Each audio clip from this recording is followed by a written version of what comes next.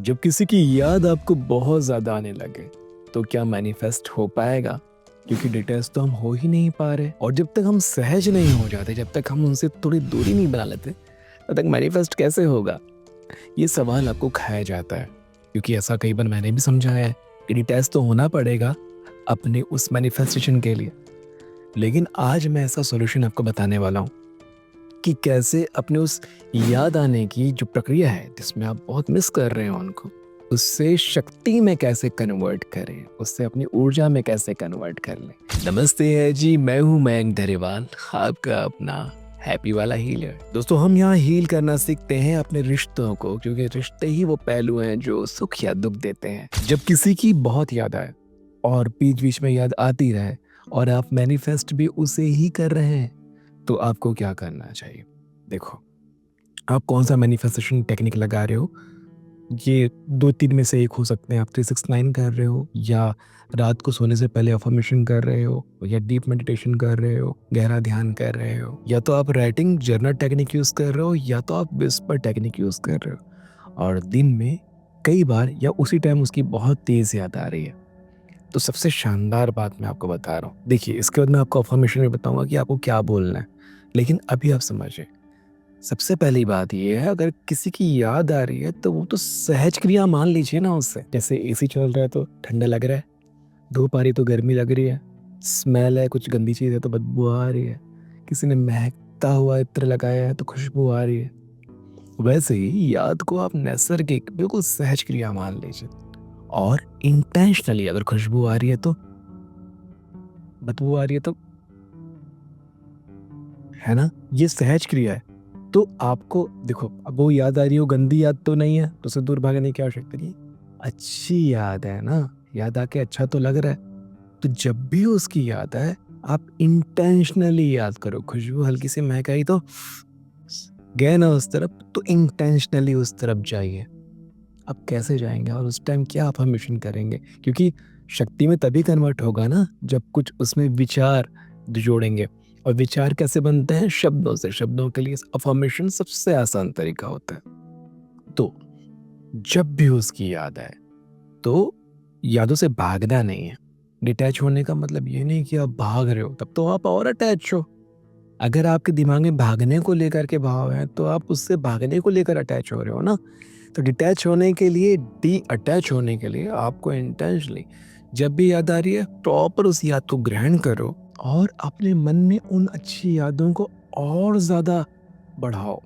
जो नहीं हुआ है वो भी करके देखो, क्योंकि उसके बाद क्या होगा समझना। जब आप कोई चीज़ को लेकर सहज हो जाते हो और आप उसे खुद करते हो, तो आपका मन बोलता है कि हाँ, ये तो हो रहा है। ये उपवास वाले दिन जैसा होता है ना, जिस दिन हमको मालूम है कि कल उपवास रखना, सुबह से भूख लग जाती है। 6 बजे नींद खुली है, 7 बजे भूख लग जाती है। नॉर्मल डे में 9 बजे नाश्ता कर रहे हैं, लेकिन व्रत वाले दिन, उपवास वाले दिन 7 बजे से ही भूख लग जाती है। बाकी दिनों में क्यों नहीं होता है ऐसा? क्योंकि आपको पता है 9 बजे नाश्ता होने वाला है। तो बिल्कुल वैसे ही, अगर आप नाश्ता कर लोगे, लंच कर लोगे, टाइम पे डिनर कर लोगे, तो भूख लगेगी ही क्यों? पकड़ में आ रही है ना बात? तो इंटेंशनली अपने मन को, अपने हृदय को, अपने दिल को जो डोज़ चाहिए ना उनकी यादों का, आप खुद ही दे दो। क्योंकि आप दोगे तो सही मात्रा में दोगे। वही वाली बात, अगर टाइम पे ब्रेकफास्ट, लंच और डिनर हो जाए तो बाहर अनशन खाने की आवश्यकता पड़ेगी ही नहीं। हम नहीं खाते। लेकिन अगर लंच स्किप हो गया, समोसा, चिप्स या वही बाहर का जो फास्ट फूड है वो हम खा लेते हैं। तो अगर आपने चॉइस से नहीं किया, तो आप अनहेल्दी चीज़ों को ग्रहण करोगे। तो उसकी यादों के साथ अनहेल्दी, अननेसेसरी गलत चीज़ें, गलत यादें भी आपके अंदर घुसेंगी। और जो अपने आप आती है ना, वही सबसे ज़्यादा मैनिफेस्ट होती है। क्योंकि बार-बार वो अपने आप आ रहे हैं, क्योंकि कॉन्शियस माइंड सामने से हट गया है, सबकॉन्शियस माइंड खुला हुआ है। तो अंदर बार-बार वैसे ही याद आ रही है। तो बस कॉन्शियस माइंड को एक्टिव एक्टिव करो और बोलो, आओ, अंदर आओ। हाँ, हम साथ में घूमने गए थे, हमने साथ में ये किया, हमने साथ में वो किया। अगली बार जब हम घूमने जाएँगे तो हम और भी अच्छा वाला कुछ करेंगे। जब हम प्राइवेट टाइम बिताएँगे तो हम ये करेंगे, वो करेंगे।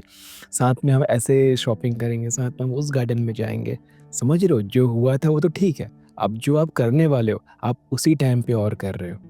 और लिटरली मैं आपको बता रहा हूँ, अब आपका मन क्या, अभी आपको क्या लग रहा होगा पता है? कि जब हम अनइंटेंशनली याद आ रही है तो इतना टाइम चला जा रहा है। इंटेंशनली करेंगे तो कितना टाइम जाएगा? नहीं, क्योंकि विरोध था ना, विरोध था आपका। अब विरोध था इसलिए वो बार-बार आके ज़्यादा टाइम खा रहा था। अब क्योंकि आपने विरोध हटा दिया, आप रेज़िस्ट नहीं कर रहे हो, आप एक्सेप्ट कर रहे हो, एक्सेप्टेंस शो कर रहे हो, तो बहुत कम टाइम में ही आपका पेट भर जाएगा, आपका मन भर जाएगा और आप फिर अपने काम में लग जाएँगे। तो अनजाने में जो याद आ रही थी उससे आप शक्ति में कन्वर्ट कर पा रहे हो। जब भी याद आ रही है उसको आप दिशा दे रहे हो, मोड़ दे रहे हो मैनिफेस्टेशन की तरफ। अभी तक आप रेज़िस्ट कर रहे थे कि याद मत आ, और मैनिफेस्टेशन के टाइम आप क्या कर रहे थे? याद आ जा। मतलब भविष्य में होने वाली घटनाओं को आप क्रिएट करने की कोशिश कर रहे थे ना? तो क्यों ना अतीत से रेफ़रेंस लेकर भविष्य क्रिएट किया जाए? जो अतीत में अच्छा हुआ उसके रेफरेंस लेकर के अच्छा बनाइए, और जो अतीत में गलत हुआ उससे सीख लेकर के भविष्य में उसको अच्छा करके बना लीजिए। तो अब जब भी उसकी याद आए तो आप अफ़र्मेशन के थ्रू कैसे आप इसको क्रिएट कर सकते हैं कि हम दोनों बहुत खुश हैं, हम दोनों बहुत सुंदर जीवन जी रहे हैं, हमारे बीच में बहुत प्यार है, हम दोनों एक-दूसरे को समझते हैं, अंडरस्टैंड करते हैं, हमारे रिश्ते से सबको खुशी मिलती है, हमारी फैमिली भी एग्री है, हमारी फैमिली वाले हमसे खुश हैं, हमारा हेल्थ बहुत अच्छा है। हम जब एक-दूसरे के साथ होते हैं तो एक-दूसरे की ग्रोथ में हेल्प करते हैं, एक-दूसरे का हेल्थ अच्छा करते हैं, एक-दूसरे के फिटनेस को अच्छा करते हैं, एक-दूसरे के फाइनेंस को अच्छा करते हैं। स्पिरिचुअली हम एक-दूसरे को ऊपर उठाते हैं, सोशली हम एक-दूसरे को बहुत सपोर्ट करते हैं, और एक-दूसरे की इमोशनल हेल्थ के लिए तो हम एक-दूसरे के लिए सबसे अच्छे हैं। ये सारी अच्छी अफ़र्मेशन है। अब ये चीज़ आप दिन में कई बार करेंगे, जब भी याद आएगी तो आप करेंगे तो ठीक है। पर रात को सोने से पहले जबकि याद आती ही आती है, अगर आप ब्रेकअप से गुज़र रहे हो या बातचीत नहीं हो रही है या झगड़ा हो गया है या बहुत टाइम से अलग हो गए हैं, याद तो रात को आती है। कभी-कभी रात को सो जाने के बाद आधी नींद में उठकर याद आती है। तो उस टाइम जब इमोशंस हमारे पीक में होते हैं, हार्मोन्स पीक पे होते हैं, उस टाइम पे ये अफ़र्मेशन आपके बहुत काम आएगा। अपने शब्दों में और भी अच्छी अफ़र्मेशन लिख लेना, एक पूरी की पूरी जर्नल राइटिंग करके रखना और उसे पढ़ना। याद रखें कि हर चीज़ पॉज़िटिव फ़ॉर्म में होनी चाहिए, जो चीज़ नहीं हुई है वो भी लिखो, जो चीज़ होनी चाहिए वो भी लिखो। यूनिवर्स मैक्सिमम चीज़ों को पूरा कर देता है, क्योंकि उसे आपकी इंटेंशन से मतलब है। और हाँ, सबसे इम्पोर्टेंट बात, अपनी इंटेंशन एकदम क्लियर रखना। बेशक आप अपने सुख के लिए ये कर रहे हो, लेकिन उनके सुखों का भी ध्यान रखना। आपकी अफ़र्मेशन में हमेशा ये होना चाहिए कि हम सुख प्राप्त कर पा रहे हैं, हम एक-दूसरे के साथ खुश हो रहे हैं, हम एक-दूसरे के परिवार को सुख दे रहे हैं, शांति दे रहे हैं। तो जब भी हम होगा आपकी अफ़र्मेशन में, तो चीज़ें क्रिएट होगी। कभी ऐसा नहीं करना कि वो मुझसे प्यार करता है, वो मेरे लिए ऐसा कर रही है, वो मेरे लिए वैसा कर रही है, वो मेरे लिए सब कुछ लेकर आ रही है, वो मेरे लिए सब कुछ छोड़ दे रहा है। ये पूरा नहीं होता, कभी पूरा नहीं होता। बाद में आके मुझे आप बोलोगे कि सर वो तो काम नहीं किया, क्योंकि आपकी माँग ही गलत थी। तो जो सही माँगोगे तो सही मिलेगा। और ट्रस्ट मी, सच बता रहा हूँ आपको कि हमारी ना खुशी सबके साथ ही मिलती है। अकेले हम खुश हो ही नहीं सकते। हमारे आस-पास जब सुखों का माहौल होता है तब हमारा सुख भी बढ़ता है, हमारी खुशियाँ भी बढ़ती है। तो ये लिख लीजिए, और जब भी उसकी याद आए उस याद को ऊर्जा में, शक्ति में कन्वर्ट कर लीजिए। ठीक है जी? तो क्लियर हो गया, डिटैच होने का सबसे अच्छा तरीका ये है कि आप जाओ और जाके उसे छू कर के आओ, समझ के आओ, ताकि उससे डिटैच हो सको, सहज हो सको। डिटैच होने का मतलब ये नहीं कि उसको छोड़ देना। डिटैच होने का मतलब है कि आश्वस्त हो जाना कि वो तो मेरा है ही। ठीक है जी? बिल्कुल वैसे ही जैसे कि आप अपने घर के गैराज में रखे हुए अपनी गाड़ी से डिटैच हो आराम से, वो वहाँ है। अपने घर के किचन को लेके डिटैच हो, खाने को लेके डिटैच हो कि लंच तो मिलेगा ही, डिनर तो मिलेगा ही।